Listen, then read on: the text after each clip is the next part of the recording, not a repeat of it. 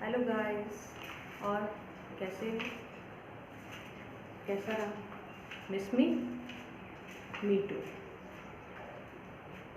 Continue करते हैं हम हमारा टॉपिक जहाँ हमने लास्ट टाइम छोड़ा था। मैंने लास्ट टाइम आपको टाइप्स ऑफ केमिकल रिएक्शन ली थी। आज मैंने उसको एक्सप्लेन करना है, तो हम एक्सप्लेनेशन स्टार्ट करते हैं अपना। टाइप ऑफ रिएक्शन में मैंने जो फर्स्ट टॉपिक लिया था मैंने combination reaction.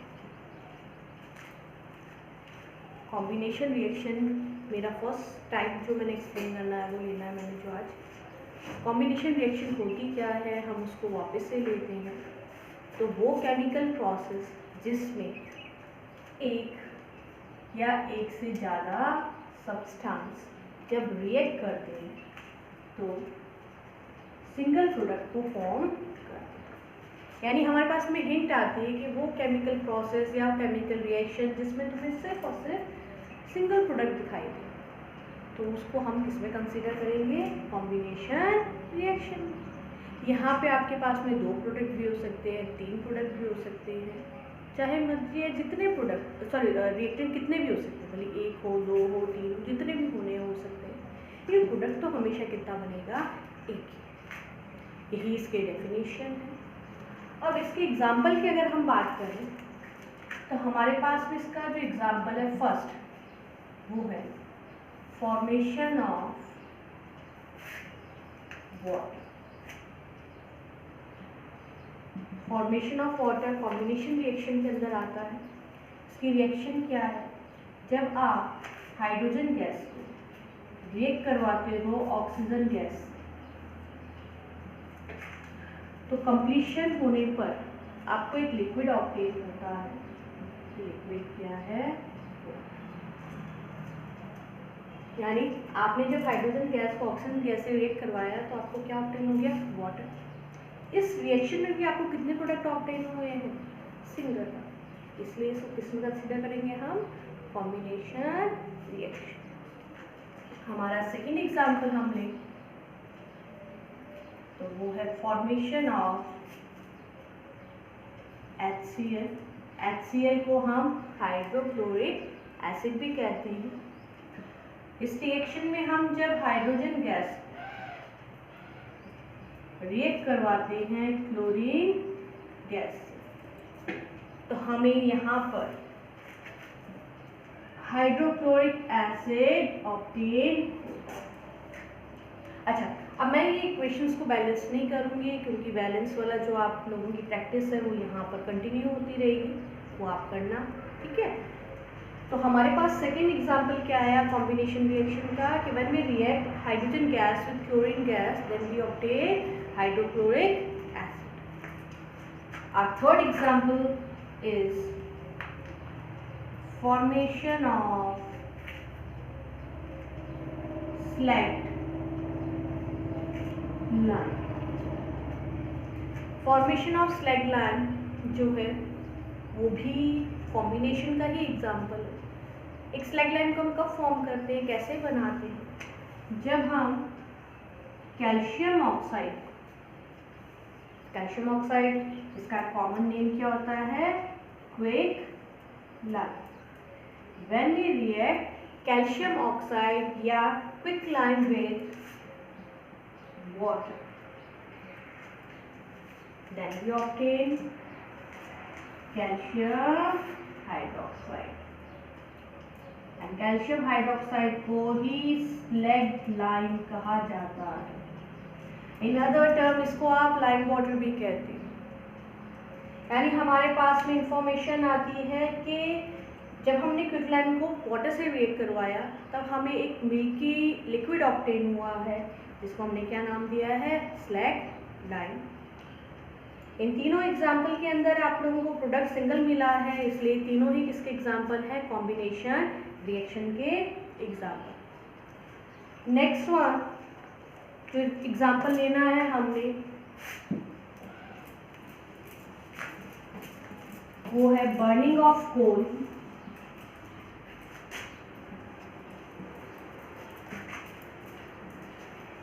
And formation of methanol. First जो मैं ले रही हूँ वो ले रही हूँ फॉर्मेशन ऑफ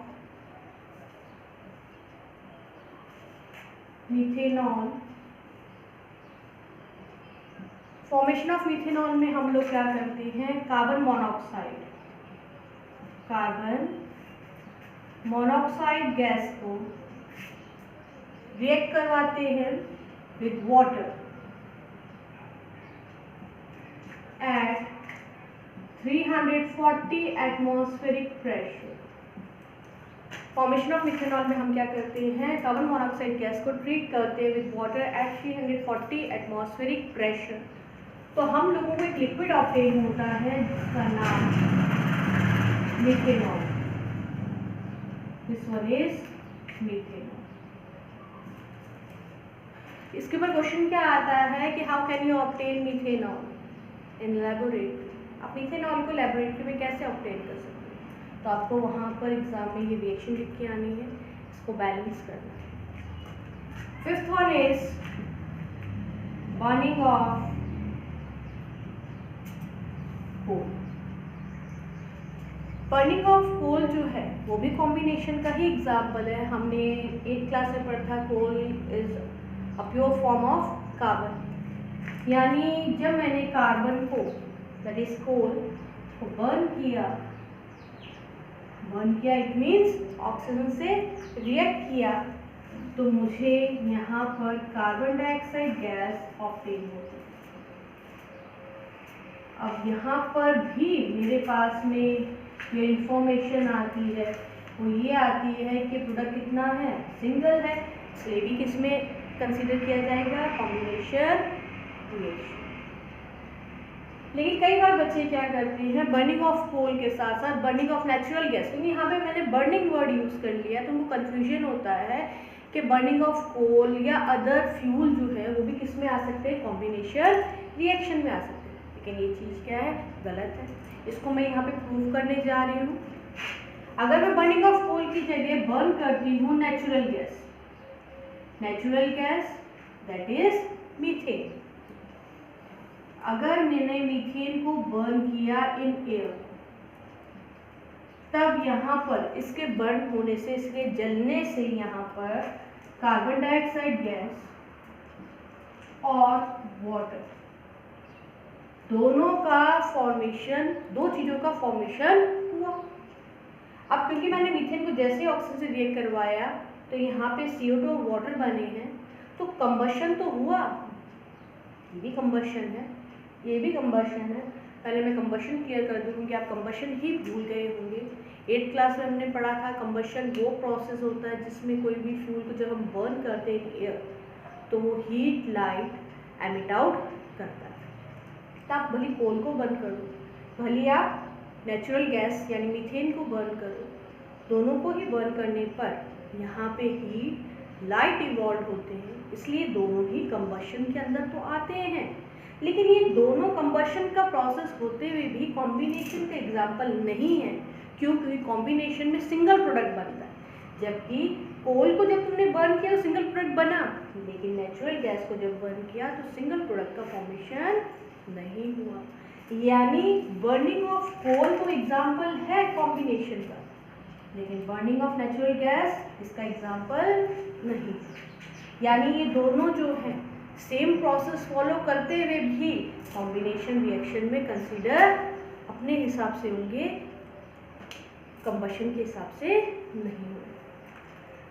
नेक्स्ट जो मैंने आज रिएक्शन लेनी है टाइप ऑफ रिएक्शन में, वो डिकम्पोजिशन से आपको समझाना है। अब ये टॉपिक रिमेनिंग है एग्जामिनेशन पॉइंट ऑफ व्यू से, जो चैप्टर के एंड में मैं लूँगी, जिसमें आप जब सब चीज़ों से अच्छे से मतलब अच्छी चीज़ें समझ चुके होंगे, वर्कआउट कर लिया होगा आपने टॉपिक पे, तब हम उनको लेंगे। क्यों कई रिएक्शंस में से मुझे आइसोलेट करके, सेपरेट करके फिर आपको समझाना है। मेरा सेकंड टॉपिक जो है टाइप ऑफ रिएक्शन के अंदर, वो है डीकम्पोजिशन रिएक्शन।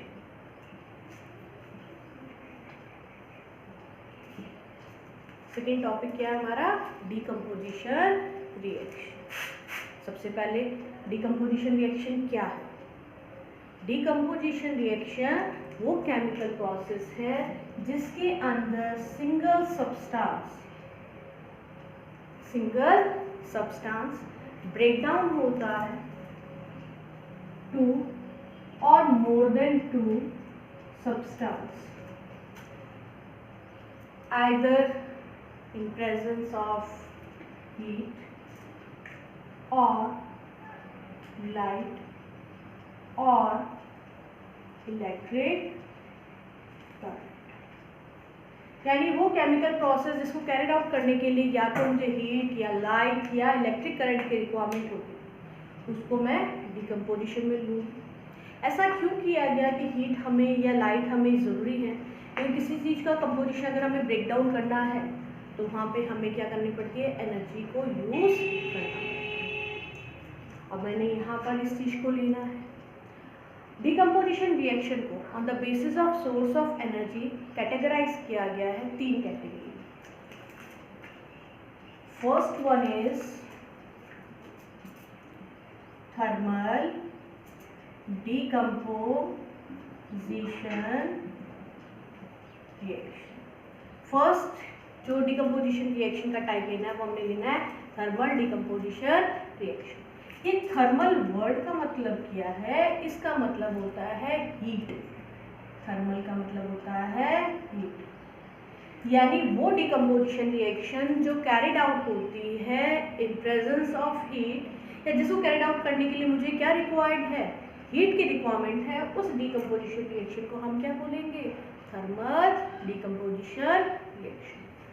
इस रिएक्शन में भी मुझे सिंगल सब्सटेंस को ही ब्रेक डाउन करना है और ब्रेक डाउन में मुझे कितने भी मिल सकते हैं प्रोडक्ट, लेकिन यहाँ पे मैंने कैरिड आउट किससे किया है, बाय हीट, इसलिए इसको मैंने term they the thermal decomposition reaction.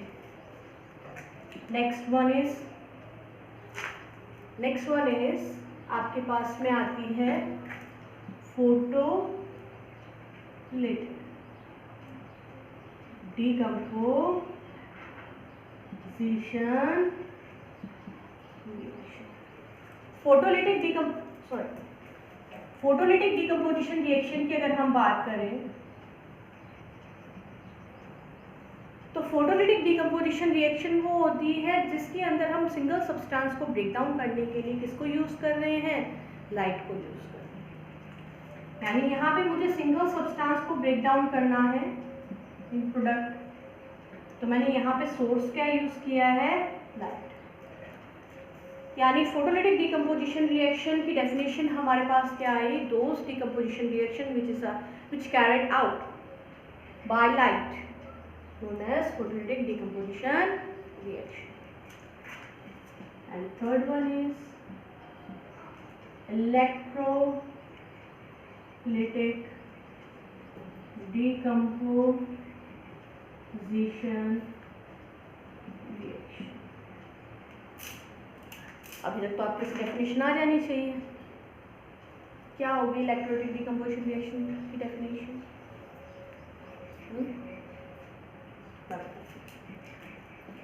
those decomposition reaction which are carried out by electric current. It means वो decomposition reaction जो carried out हो रही है किसकी हेल्प से, इलेक्ट्रिक करंट की हेल्प से, to obtain 2 or more than 2 product, उसको हमने क्या बोला है, इलेक्ट्रोलाइटिक डिकम्पोजिशन रिएक्शन। अब इस चीज को हम लोग आगे कंटिन्यू करते हैं। First of all thermal decomposition reaction में ले रही हूँ। थर्मल डिकम्पोजिशन रिएक्शन का जो फर्स्ट एग्जांपल है इसको मैं कंटिन्यू कर रही हूँ। इसके एग्जांपल्स मैं ले रही हूँ यहाँ पर। तो examples of thermal decomposition reaction में फर्स्ट एग्जांपल आपके पास में जो आता है, first one is burning of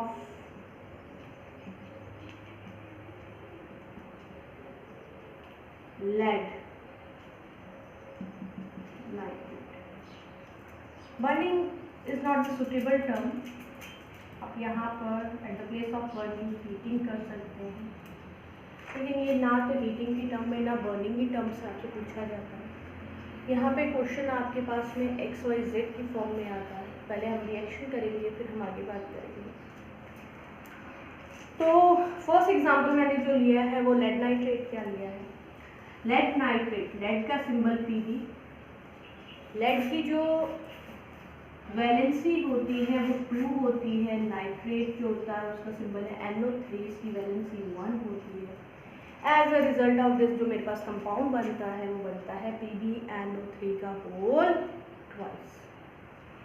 अब जैसे ही मैंने इसको क्या किया है, हीट किया, मैंने जैसे ही इसको गर्म किया, गर्म करते ही ये जो लेड नाइट्रेट का वाइट सॉल्ट था ये ब्रेक डाउन हो जाता है, ये डिकम्पोज हो जाता है, और डिकम्पोज होके फर्स्ट ये जो बनाता है वो बनाता है लेड ऑक्साइड, जो कि एक येलो रेसिड्यू की फॉर्म में ऑब्टेन होता है। नेक्स्ट बनाता है ये नाइट्रोजन डाइऑक्साइड गैस,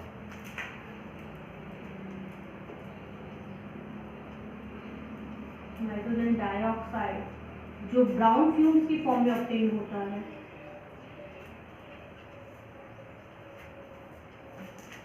और थर्ड वन यहाँ पे जो प्रोडक्ट ऑब्टेन होता है वह है ऑक्सीजन गैस।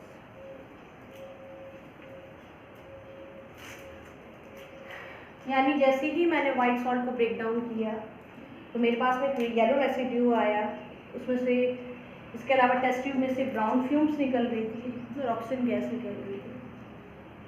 तो यहाँ पे आपने देखा कि व्हाइट सॉल्ट जैसे ही ब्रेक डाउन हुआ ऑन हीटिंग, डिकम्पोज हुआ, उससे 2 या 2 से ज़्यादा सब्सटेंस का फॉर्मेशन हुआ। लेकिन एग्जामिनर का जो हमसे क्वेश्चन पूछने का तरीका है वो तरीका क्या है, अ व्हाइट सॉल्ट एक्स, आपको गिवन सब्सटेंस क्या है, a white salt X. A white salt X on heating decompose to form a substance Y which release in the form of brown fumes, and a substance Z which we obtain as yellow residue during the reaction. Name the substance X, Y and Z, give its balanced chemical equation and name the process. अब जिस बच्चे को ध्यान होगा कि यहाँ पे जो ब्राउन फ्यूम्स है वो क्या है, या ब्राउन फ्यूम्स होती है वो क्या है, और ये जो येलो रेसिड्यू है वो क्या है, वो ही बता सकता है कि यहाँ पर मैंने लेड नाइट्रेट को हीट किया है। जिसको यही नहीं पता कि येलो रेसिड्यू जो है वो लेड ऑक्साइड है और ब्राउन फ्यूम जो नाइट्रोजन डाइऑक्साइड है, वो तब तक अपना आंसर नहीं दे सकता। यानी आप सिर्फ एक इक्वेशन को रट के अपना जो टास्क है पूरा नहीं कर सकते। आप इक्वेशन को तब समझोगे जब आपको कंपोनेंट के बारे में कंप्लीट इंफॉर्मेशन होगी। सेकेंड, थर्मल डिकम्पोजिशन की जो रिएक्शन है जो हमने लेनी है वो है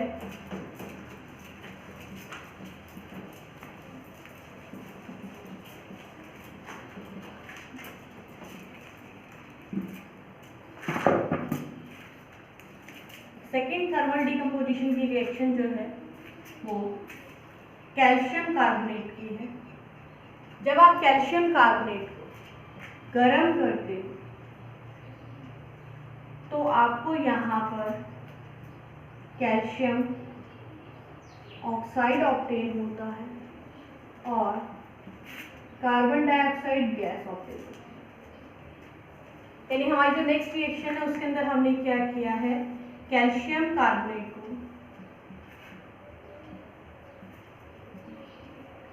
हीट किया है टू ऑब्टेन कैल्शियम ऑक्साइड। अब इस रिएक्शन की इंपॉर्टेंस क्या है, इस रिएक्शन की इंपॉर्टेंस है कि यहाँ पर जो हमें कैल्शियम ऑक्साइड ऑब्टेन हुआ है उसको यूज़ किया जाता है in cement factory as a raw material. मुझे सीमेंट फैक्ट्री में मतलब मुझे सीमेंट बनानी है तो वहाँ पे मुझे रॉ मटेरियल के तौर पर, रॉ मटेरियल यानी कच्चा माल जो होता है वो उसकी फॉर्म में मुझे क्या चाहिए, कैल्शियम ऑक्साइड चाहिए। तो कैल्शियम ऑक्साइड को ऑब्टेन करने का मेरा तरीका क्या है, मैं उसको कैल्शियम कार्बोनेट को क्या करूँगी, गर्म करूँगी। कैल्शियम कार्बोनेट भी हमें वाइट सॉल्ट की फॉर्म में ही मिलता है। अब आप देखिए यहाँ पर रिएक्शन आती है जब वाइट सॉल्ट से स्टार्ट होती है। अभी तो 2 ही रिएक्शन जो वाइट सॉल्ट से स्टार्ट हो रहे तो हम कंफ्यूज हो सकते हैं। यहाँ पे वाइट सॉल्ट कैल्शियम ऑक्साइड भी है, यहाँ पे वाइट सॉल्ट लेड नाइट्रेट भी है। अब हमें यहाँ पर प्रॉब्लम आ सकती है कि हम वाइट सॉल्ट अगर रट्टा मार के चाहते हैं, हमारी नॉलेज में वाइट सॉल्ट अगर सिर्फ लेड नाइट्रेट है और मुझे एग्जामिनर ने ये क्वेश्चन पूछ लिया तो मैं मेरा आंसर नहीं दे सकती। यहाँ पर हमारे पास इंफॉर्मेशन आती है कि कैल्शियम ऑक्साइड को जब हम हीट करते हैं तो हमें कैल्शियम ऑक्साइड मिलता है, और लेड नाइट्रेट को गर्म करते हैं तो हम क्या मिलता है, लेड ऑक्साइड। यानी हमारे पास एक इंफॉर्मेशन आ गई कि डिकम्पोजिशन रिएक्शन के अंदर, थर्मल डिकम्पोजिशन रिएक्शन के अंदर जो फर्स्ट प्रोडक्ट होता है वो हमेशा क्या होता है, मेटल ऑक्साइड। अब मेटल ऑक्साइड होता है यहाँ पर, तो हमने दोनों रिएक्शन में चीज़ को क्लियर कर लिया। अब यहाँ पर मेरे पास में जो इंफॉर्मेशन आ रही है, पहले मैं क्वेश्चन बोलती हूँ उसके बाद मैं बोलूँगी। इसके बाद क्वेश्चन ये आता है कि एक वाइट सॉल्ट क्या एक्स है, एक वाइट सॉल्ट एक्स है, इसको जब आप हीट करते हो तो डिकम्पोज हो जाता है into a substance Y which we used as raw material in cement factory, and a substance Z which when passed through lime water turns milky. Name the substance X, Y and Z. अब यहाँ पर आपके पास में x Y Z की वापस से demand की गई है।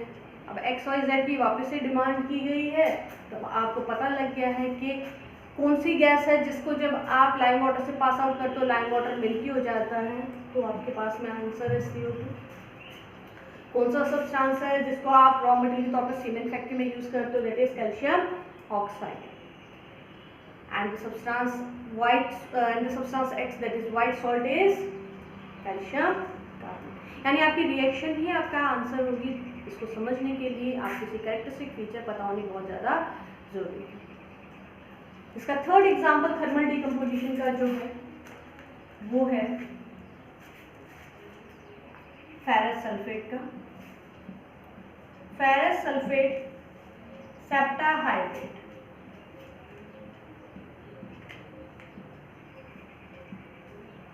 फेरस सल्फेट सेप्टाहाइड्रेट को जब हम गर्म करते हैं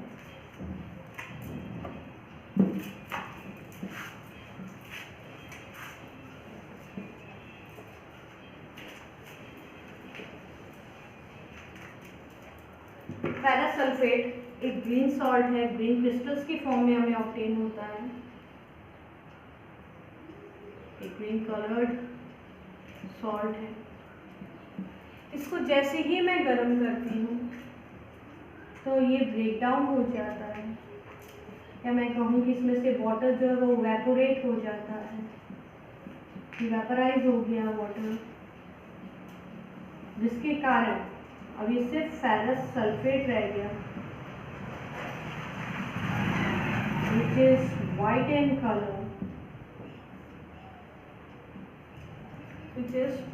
color, तो फिर कॉम्प्लिकेटेड वाइट आते ही, अब वाइट तो यहाँ पे कैल्शियम कार्बोनेट भी था, वाइट तो यहाँ पे लेड नाइट्रेट भी था, वाइट यहाँ पे फेरस सल्फेट भी आ गया। अब आंसर हम किसका लें, इसको कंप्लीट करते हैं फिर समझाती हूँ क्या करना पड़ेगा हमें। जैसे आपने गर्म किया, ये हाइड्रेटेड सॉल्ट गर्म होने के कारण इसमें से वाटर इवेपोरेट हो गया और ये कन्वर्ट हो गया एनहाइड्रस सॉल्ट। दोबारा ले लिया आपने फेरस सल्फेट के जब क्रिस्टल्स जो कि ग्रीन इन कलर थे जब गर्म किया तो उसमें से वाटर मॉलिक्यूल इवेपोरेट होने का व्हाइट सॉल्ट में कन्वर्ट हो गया, एनहाइड्रस सॉल्ट में कन्वर्ट हो गया। इसको हमने क्या बोला, फेरस सल्फेट बोला है। अब इस फेरस सल्फेट को जैसे ही मैंने फर्दर गर्म किया, हीट किया, as a result of this इसमें क्या बना, सबसे पहले बना Fe2O3 और साथ में इसमें क्या बना, SO2 गैस, और क्या बना SO3। अब बच्चे यहाँ पर हम बात करें तो हमारे पास क्या इंफॉर्मेशन आती है कि फेरस सल्फेट को, जो कि कैसा सॉल्ट था, वाइट सॉल्ट था, हीट किया तो डिकम्पोज हो गया इन फेरिक ऑक्साइड, जो कि रेडिश ब्राउन रेसिड्यू बनाता है।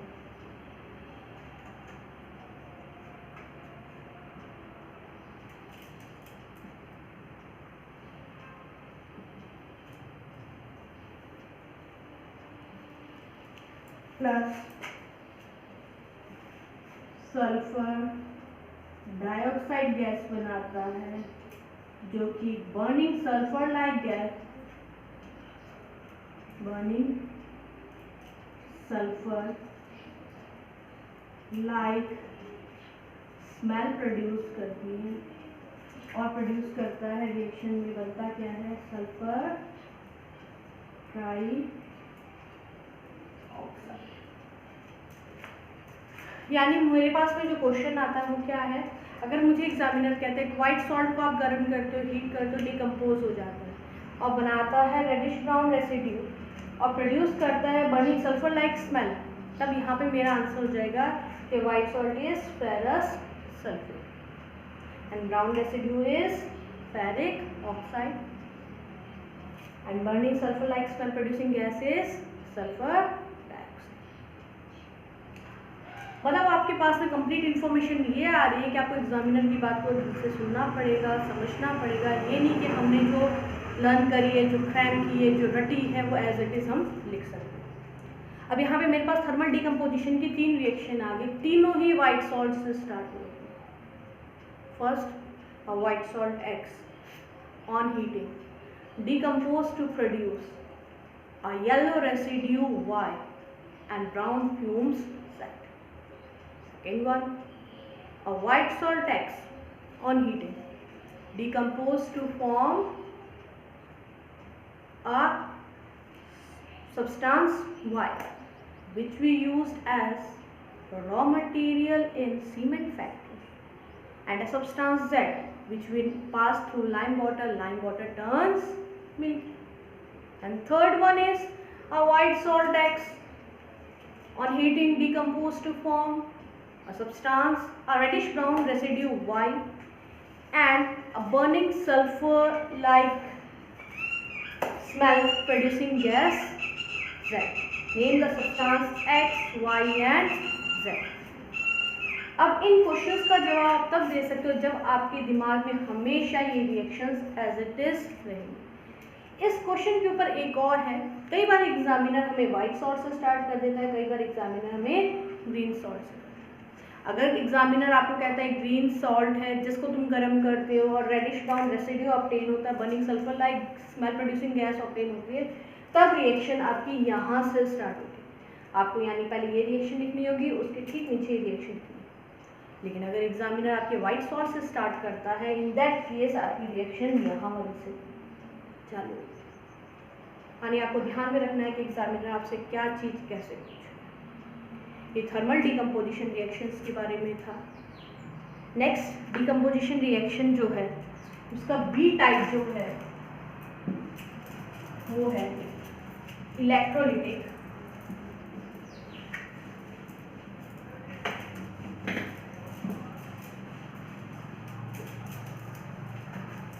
Next one is electrolytic decomposition reaction.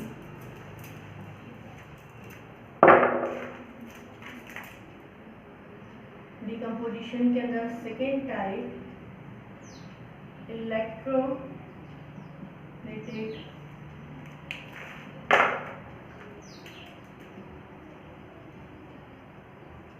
decomposition reaction। Electrolytic decomposition reaction अभी मैंने जैसे आपको समझाया था, वो डिकम्पोजिशन रिएक्शन जिसको कैरिड आउट करने के लिए आपको किसकी रिक्वायरमेंट है, क्या सोर्स चाहिए, इलेक्ट्रिक करंट है, तब इसको हम इलेक्ट्रोलिटिक डिकम्पोजिशन रिएक्शन में लेंगे। सेम डिकम्पोजिशन वाली बात है, सिंगल सब्सटेंस को ब्रेक डाउन करेंगे और टू और more than two substance obtain करेंगे। इसका फर्स्ट एग्जांपल मैं ले रही हूँ। फर्स्ट एग्जांपल है इलेक्ट्रोलाइटिक डिकम्पोजिशन ऑफ, जो कि बहुत इंपॉर्टेंट है एग्जामिनेशन पॉइंट ऑफ व्यू से भी हमारा।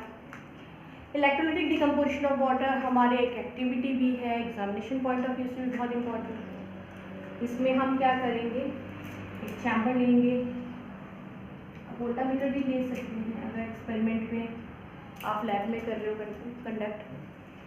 इसमें इलेक्ट्रोड्स फिट करेंगे। ये इलेक्ट्रोड्स जो है, अब घर में अगर करना, घर में तो नहीं, सेफ्टी बहुत ज़रूरी है, जैसे सुनेंगे। आपने एक इलेक्ट्रोडिक चैम्बर लिया, इसमें 2 इलेक्ट्रोड फिट किए हैं। इन इलेक्ट्रोड को आप लोगों ने क्या किया, वोल्टामीटर जो है एपरेटस सबसे बेस्ट माना जाता है इसके लिए। आपने क्या किया, सोर्स यानी बैटरी से कनेक्ट कर दिया है। This one is positive, this one is negative. Battery से कनेक्ट करने से पहले मैंने तार को भी बैटरी से कनेक्ट नहीं किया है। मैंने इसके अंदर क्या किया, पानी डाल दिया। इसमें मैंने वाटर फिल कर दिया। वाटर फिल करने के बाद इसके अंदर मैंने फ्यू ड्रॉप्स ऑफ 1 और 2 ड्रॉप्स ऑफ एसिड डाल दिया, सल्फ्यूरिक एसिड डाल दिया। अब इसके ऊपर मैंने ग्लास ट्यूब को उल्टा कर दिया, इन्वर्ट कर दिया। मैंने ग्लास ट्यूब को, जिसको हम टेस्ट ट्यूब भी बोलते हैं, उसको इसके ऊपर क्या कर दिया, उल्टा कर दिया, यानी इन्वर्ट कर दिया, जिसमें इन्वर्टेड टेस्ट ट्यूब। अब मैंने इसको बैटरी से कनेक्ट कर दिया। जैसे ही मैंने बैटरी से कनेक्ट किया, करंट पॉजिटिव टर्मिनल से निकल के नेगेटिव में जाएगा।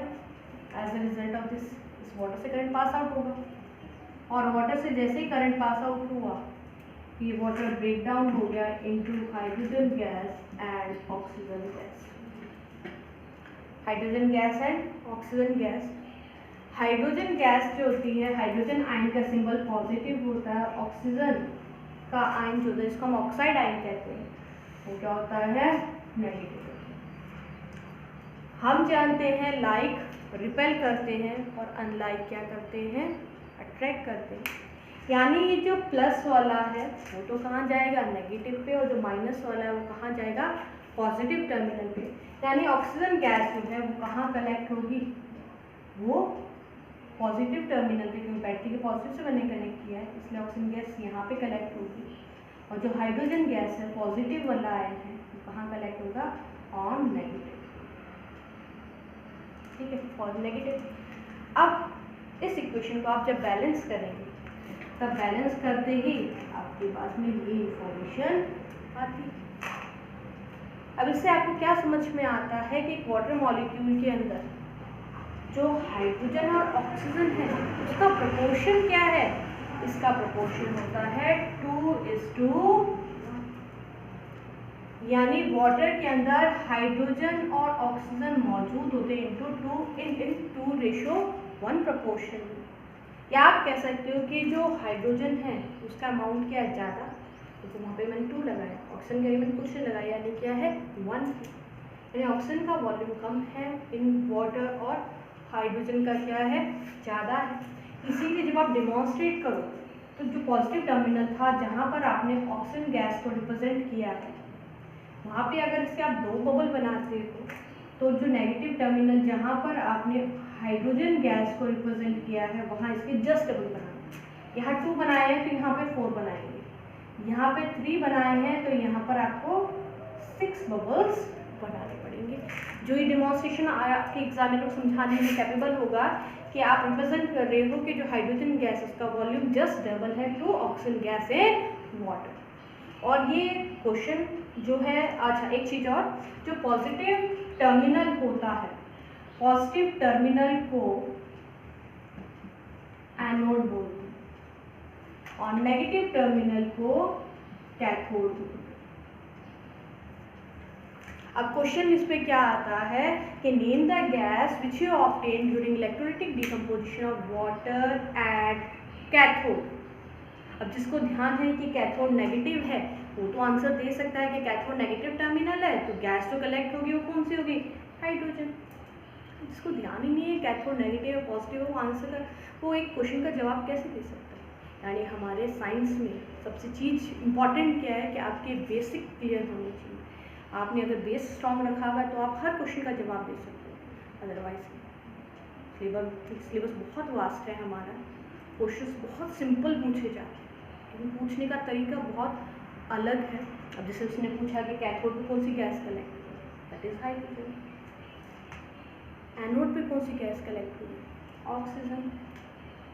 क्यों जो गैस कलेक्ट होती है इलेक्ट्रोलाइटिक डिकम्पोजिशन ऑफ वाटर में, क्यों जो गैस कलेक्ट होती है कैथोड पे उसका वॉल्यूम डबल होता है जो गैस कलेक्ट होती है एनोड पे। आंसर तो मैं दे चुकी हूँ। पानी के अंदर हाइड्रोजन और ऑक्सीजन का जो प्रोपोर्शन मौजूद होता है वो क्या है, 2:1। यानी रट के काम नहीं चलेगा, समझना पड़ेगा, याद रखना पड़ेगा। ये मैंने फर्स्ट एग्जाम्पल दिया। सेकंड जो एग्जामिनेशन पॉइंट ऑफ व्यू से बहुत ज़्यादा इंपॉर्टेंट है, सेकंड आप मोल्टन एल्यूमिनियम ऑक्साइड का एग्जांपल ले सकते हैं। सेकंड एग्जांपल, एक मोल्टन एल्यूमिनियम ऑक्साइड का अगर आप क्या करते हो, सेम इलेक्ट्रोलाइटिक डिकम्पोजिशन करते हो तो आपको एल्यूमिनियम और ऑक्सीजन गैस ऑब्टेन होती है। अब यहाँ पर आपको जो प्रोपोर्शन ऑब्टेन होगा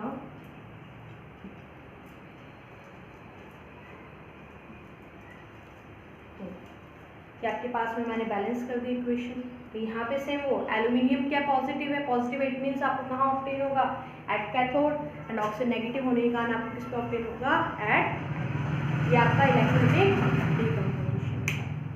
आज का टॉपिक मुझे पता है थोड़ा कॉम्प्लिकेटेड है, थोड़ा हौच पौच सा कर रहा है आपको, लेकिन अभी देखो थर्मल अभी तक हमने डिकम्पोजिशन भी कंप्लीट नहीं किया। हमने डिकम्पोजिशन के सिर्फ 2 पार्ट पढ़े, अभी लास्ट पार्ट हमारा डिकम्पोजिशन का पेंडिंग है जिसको हम फोटोलिटिक डिकम्पोजिशन रिएक्शन कहते हैं।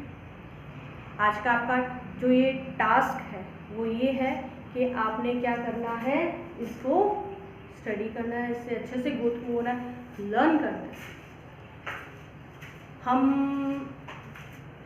हिम्मत है थर्ड पार्ट करने की, समझ में आ जाएगा, कर लोगे तो करवा देती हूँ। चलिए थर्ड पार्ट ले ही देखते हैं, कर पाते नहीं कर पाते। थोड़ा सा कॉम्प्लिकेशन तो आ रही है, मुझे पता है आप लोग कंफ्यूज भी होंगे, बट कोशिश करोगे तो हो जाएगा।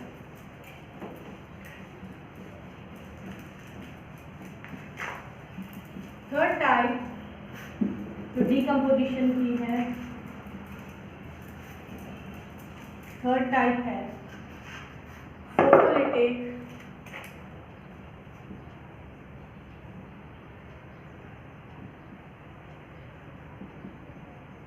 Decomposition reaction.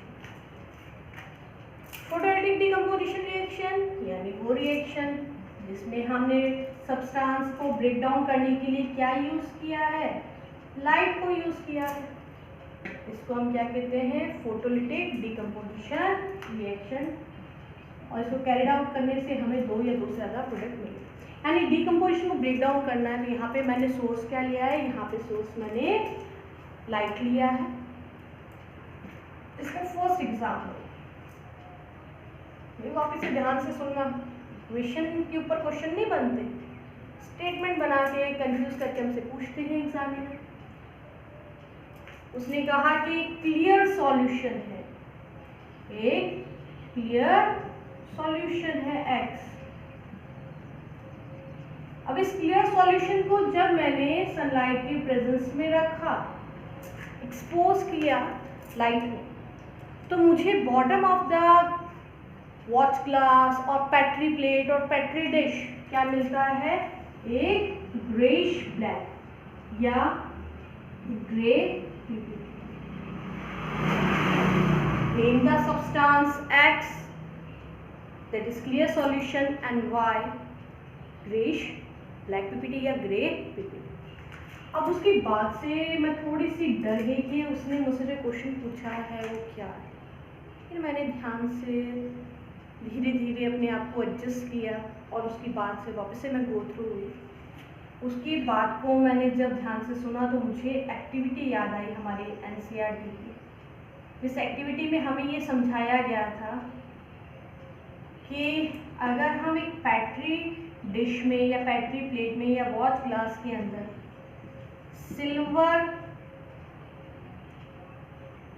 सिल्वर क्लोराइड को प्लेस कर दें। एक विंडो के सामने हमने वॉच ग्लास के अंदर सिल्वर क्लोराइड को रखा है और उस विंडो से सनलाइट आ रही है, तो सनलाइट जब इस पर एक्सपोज होती है, इस पर गिरती है, तो सिल्वर क्लोराइड क्या हो जाता है, ब्रेक डाउन हो जाता है। क्लियर सॉल्यूशन नीचे बेस पे मुझे एक ग्रे कलर का या ग्रेश ब्लैक कलर का PPT ऑब्टेन होता है।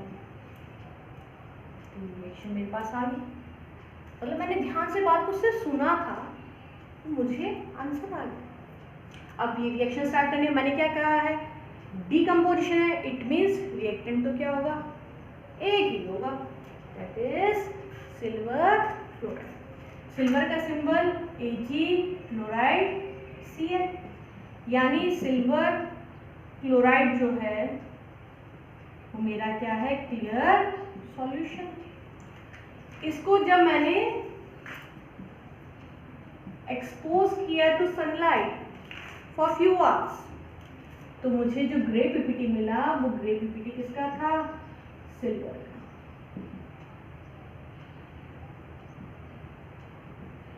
सिल्वर का ग्रे PPT मिला और साथ में यहाँ पे पंजेंट गैस रिलीज हुई, दैट इज फ्लोरीन गैस। दोबारा रिपीट कर रही हूँ मैं, एक क्लियर सॉल्यूशन जो था वो यहाँ पर क्या था, सिल्वर क्लोराइड। मैंने उसको सनलाइट में एक्सपोज किया, इट मीन्स यहाँ पर जो बोला गया है वो किसको समझाने की कोशिश की गई है, फोटोलिटिक डिकम्पोजिशन रिएक्शन को। तो जैसे ही मैंने सिल्वर क्लोराइड को सनलाइट में एक्सपोज किया, इसने क्या बनाया, एक ग्रेइश ब्लैक PPT बनाया, दैट इज सिल्वर, और इवॉल्व की pungent gas, that is chlorine gas. अब यहाँ पर हमारे पास फोटोलिटिक डिकम्पोजिशन रिएक्शन का फर्स्ट सुटेबल एग्जाम्पल आ गया है। नेक्स्ट सुटेबल एग्जाम्पल जो हम यहाँ पर लेंगे वो यूज की जाती है ब्लैक एंड वाइट फोटोग्राफी के अंदर। ब्लैक एंड वाइट फोटोग्राफी के अंदर जो फिल्म होती है, फिल्म के ऊपर सिल्वर ब्रोमाइड की कोटिंग होती है। अब जैसे ही जब लाइट रिफ्लेक्ट होके जो है वो लेंस से वापस से उस प्लेट पे पड़ती है तो ये सिल्वर ब्रोमाइड यहाँ पर क्या हो जाता है, ब्रेक डाउन हो जाता है, और ब्रेक डाउन होके यहाँ पर क्या बनाता है, सिल्वर और ब्रोमीन गैस। ये सिल्वर जो है अभी मैंने ऊपर मेंशन किया है, ग्रेइश ब्लैक PPT की फॉर्म में आपको ऑब्टेन होता है। This one is silver bromide. Balance करने का मैंने आपके लिए छोड़ा है, यानी आपके पास में इससे क्वेश्चन क्या बनता है, इससे एग्जामिनर आपसे पूछता है कि name the salt which we use in black and white photograph and give it suitable reaction, balance chemical equation. तब आप वहाँ पे बताएंगे कि ब्लैक एंड वाइट फोटोग्राफी के अंदर सिल्वर ब्रोमाइड को यूज किया जाता है। यहाँ पर बेटा जी एक ध्यान चीज़ और रखने वाली है कि सिल्वर ब्रोमाइड के साथ सिल्वर नाइट्रेट यूज किया जाता है, लेकिन हमारे सिलेबस में नहीं है। सिर्फ और सिर्फ हम किसकी बात लेते हैं, सिल्वर ब्रोमाइड, क्योंकि हमारी NCERT में सिर्फ सिल्वर ब्रोमाइड के बारे में हमें बताया गया है। और भी कई एग्जाम्पल्स हैं फोटोलिटिक डिकम्पोजिशन रिएक्शन के, जैसे कि हम हाइड्रोजन परऑक्साइड को कलर्ड बॉटल्स में क्यों स्टोर करते हैं। तो ये जो टॉपिक है आई थिंक आज के लिए काफ़ी हो गया है, आप इसकी प्रैक्टिस करिए, समझ में नहीं आता है दोबारा देखिए, दोबारा प्रैक्टिस करिए। मैं दोबारा से चैप्टर आपको जब आप लोग यहाँ पर आओगे कंटिन्यू करेंगे अपन, फिर समझाऊंगी, आपके डाउट को मैं क्लियर करने की कोशिश करूँगी। लेकिन डाउट तब आपके क्लियर हो सकते हैं जब आप सेल्फ प्रैक्टिस करो। सेल्फ प्रैक्टिस करने से हम कोई भी चीज़ का समाधान इजीली निकाल सकते हैं। नेक्स्ट वन जो आप नहीं कर रहे हो, मैंने पिछले वीडियो में ही बोला था, आप सब्सक्राइब करिए, लाइक करिए, क्योंकि यही ज़रिया है जिससे हम मिल सकते हैं। ठीक है, ऑल द बेस्ट।